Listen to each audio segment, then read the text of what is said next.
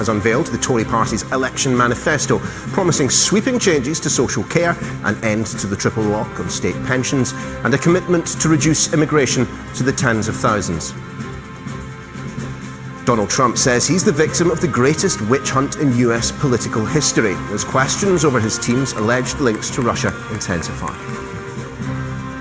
And the body of Moors murderer Ian Brady has been released after the coroner received assurances that Brady's ashes would not be scattered on Saddleworth Moor. Well, let's bring you more now on Donald Trump's claims that he's the victim of a witch hunt. It's after the former FBI boss, Robert Mueller, was appointed to investigate potential links between the president's campaign team and Russia. But is it true that no other president has been treated as unfairly? And will the appointment of a special counsel be the end of the matter? Well, to discuss this, I'm joined from Washington by Ken Good, a senior fellow with the National Security Team at the Center for American Progress, and also in Washington, the former chairman of the DC Republican Party, Ron Phillips. Gentlemen, thanks very much. Ron Phillips, to you first. On what basis can Donald Trump claim that this is the greatest witch hunt that US politics has ever seen? The CIA, the FBI, the DOD, the DOJ and others are currently looking at links between, or alleged links, between the Trump campaign team and the Russians.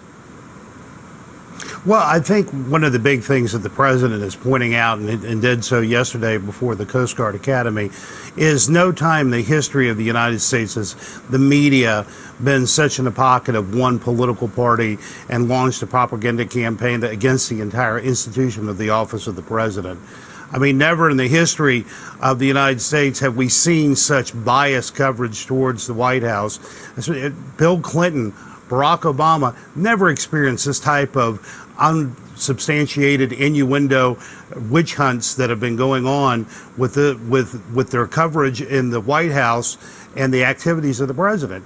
I agree with the president. I think President Trump's correct. I think this is a ridiculous notion that there is a collusion between the Trump campaign and Russia on the presidential election. 62 American people voted for Donald Trump to be president of the United States. And basically what we've got today is the liberal media saying that 62 million Americans out there are Russian agents. We're just hearing, actually, gentlemen, that the House Intelligence Committee is requesting documents from the White House relating to the sacking of former FBI Director Comey. Ken Good, I just wonder if you can pick up on that point being made by Ron there. I mean, whether or not you believe that the media is, as a cohort, biased against the president, we can set that to one side. However, if you think back even to Watergate, there was an investigation that was being pushed for a long time, just a handful of journalists. You certainly didn't see the entire media establishment rounding upon Richard Nixon. Look, it's ridiculous that this president asserts that he's some kind of victim. The only person he has to blame is himself. Nobody forced him to hire as a national security advisor someone who was a paid agent of a foreign power who he had to fire after 3 weeks. Nobody forced him to try and quash that investigation in an improper conversation with the FBI director. Nobody forced him to fire the FBI director when he wouldn't quash that investigation. Nobody forced his deputy attorney general to appoint a special prosecutor. These are all coming to light now because of the actions of Donald Trump. This has been an unbelievable series of events over the course of the last couple of weeks, and what we've seen is a White House in total chaos and in total crisis. This is something they've brought upon themselves. This is a bipartisan investigation. The congressional committees are all led by Republicans. This is a ridiculous notion to think that this is a witch hunt. And I tell you, it takes the height of chutzpah for this particular president, who came to fame and political prominence pushing a racist conspiracy theory built on absolutely nothing, that President Obama was not born in the United States, to say that he's the subject of a witch hunt based on innuendo. It just doesn't hold water, and it's embarrassing for the office of the president. Ron Phillips, I wonder if you might want to pick up on two of those points there. First, the fact that the allegations that are being made about the Trump campaign team are coming from both sides, across the political divide.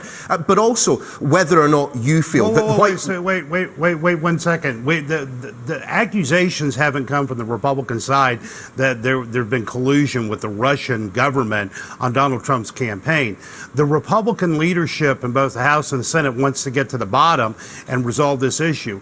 I think everybody agrees of having former FBI Director Mueller come in, step in, and take control of a legitimate investigation and putting an end to this drip, drip, drip of lies and innuendo that's being exposed by major media outlets. Mr. Phillips, so we'll grant you that. But isn't there another point to be made here, which is that the White House has exacerbated the problems that it is facing at the moment, because on the one hand, you have the communications team providing X and Y as the excuse or the rationale for a decision made by the president, and then you have the president himself saying, no, it's not, it's Z. That's the reason that I'm doing this. There's no joined up thinking there. Well, I think there's no question that the president is exasperated by his coverage and handling by the media. I think there is the fact of the matter in the United States of America, the American people are finally fed up with the media coverage of the president of the United States. It's biased, it is slanted, and everybody is losing their complete mind on how this can even be portrayed as any kind of legitimate reporting.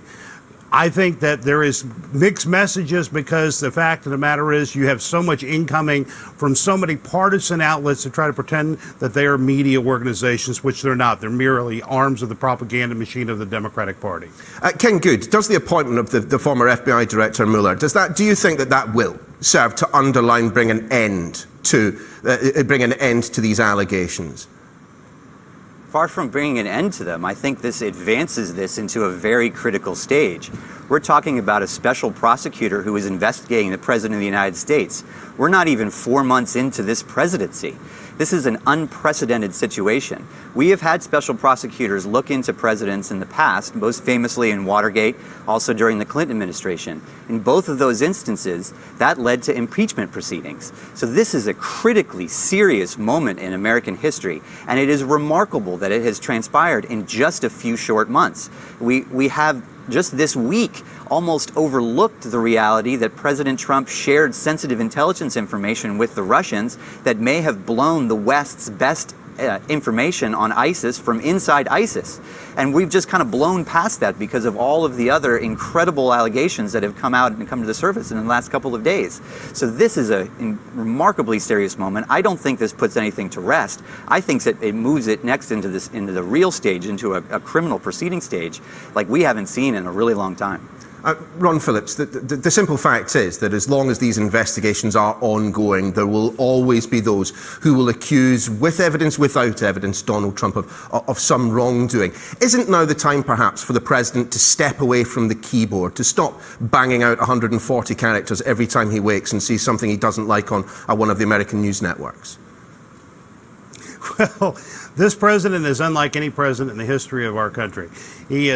The reason why he was elected president of the United States is because the majority of Americans throughout many, many states agreed that Donald Trump was what they wanted to break from what is the Washington establishment and the corruption that we have seen throughout the years with Clinton and Obama.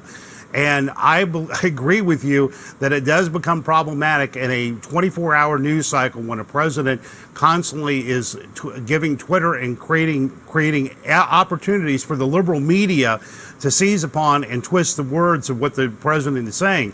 However, saying that, also you got to look at it from the standpoint that Americans like the fact that the president speaks directly to them. He speaks from his heart. It's not a canned response. It's not some dodge. It's not some lie.